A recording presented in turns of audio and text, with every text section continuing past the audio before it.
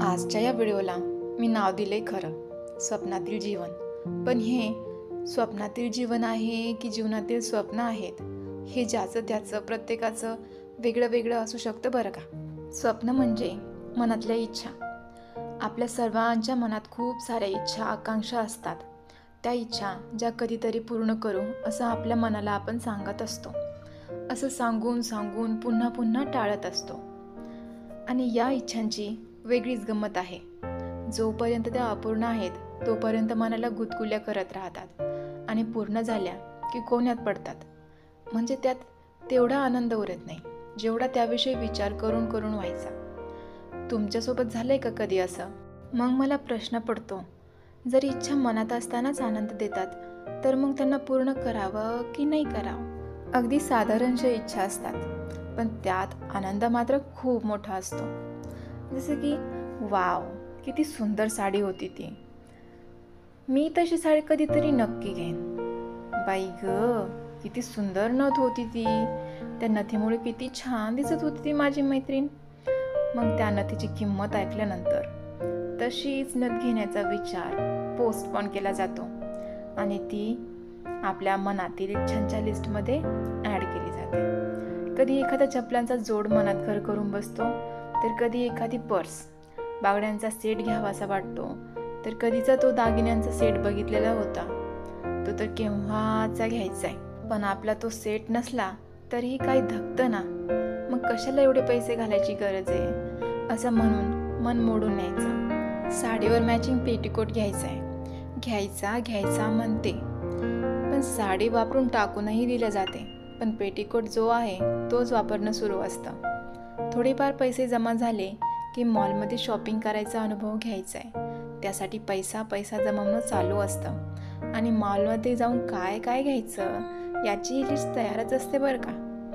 आणि एकदा तरी सलूनमध्ये जाऊन फेशियल आणि हेअरकट करून यायचा आणि हॉटेलमध्ये जेवायला पण जायचं. किती मस्त स्वाद दरवळत असतो हॉटेलसमोरून जाताना. नाकात गेलं ना की ह्या हॉटेलमध्ये जेवायला एकदा तरी नक्की यायचं अशी इच्छा अजूनच प्रबळ होत जाते. आणि एकदा हॉटेलमध्ये जाऊन आलं, तेवढी इच्छा पूर्ण झाली की मग वेगवेगळ्या पदार्थांना ट्राय करून बघायची इच्छा. मागच्या वेळेस ते खाल्लं होतं, आता हे खाऊ. वेगवेगळ्या डिशेस ट्राय करायच्या आहेत, वेगवेगळे स्वीट्स ट्राय करायचे आहेत, वेगळे ज्यूस पिऊन बघायचे आहेत. एखादं ठिकाण जिथे फिरायला जायचं आहे, एकदा तरी विमानात बसायचे, कसं वाटत असेल बरं विमानात बसून ते बघायचे. एकदा मित्राच्या गाडीत बसल्यावर भारी वाटलं होतं, तेव्हा मनात इच्छा तयार झाली, अशीच एक गाडी मी पण घेईन. पण आत्ताच 4 व्हीलर वाजून काही बंद पडलंय का असा प्रश्न विचारून मनात डोकावणाऱ्या त्या इच्छेला आल्या पावली परत पाठवून आपल्या त्या 2 व्हीलरची सर्व्हिसिंग करून घेतो आणि तीच दामटतो. आणि तिला घरासाठी शोभेच्या वस्तू घ्यायची खूप इच्छा आहे, पण त्या वस्तू खूप महाग आहे, म्हणून पैशांचा जाळ झाला ना की मग घेईन असं म्हणते. आणि मनातील इच्छामध्ये आणखी एका इच्छेची भर पडते.